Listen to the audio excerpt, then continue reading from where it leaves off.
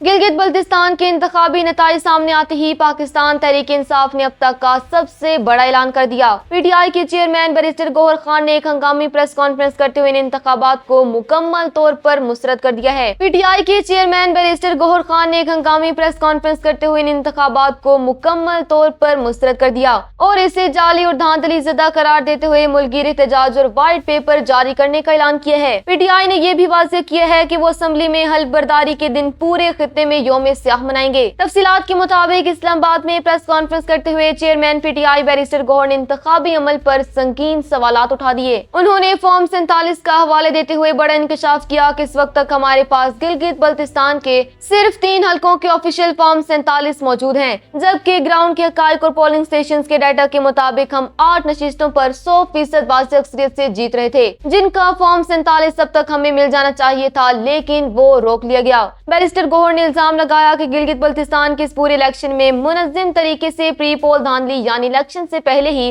जोड़ तोड़ का अमल शुरू कर दिया गया था और एक खास मंसूबे के तहत पीटीआई को इस पूरे इंतखाबी अमल से बाहर निकालने की कोशिश की गई। उन्होंने कहा कि अवामी वोट में हेरा फेरी करना, नताइज को तब्दील करना और लोगों को उनकी मर्जी का हक राय दही इस्तेमाल करने से रोकना जमहूरियत के खिलाफ एक बहुत बड़ी साजिश है, जिसे किसी सूरत कबूल नहीं किया जाएगा।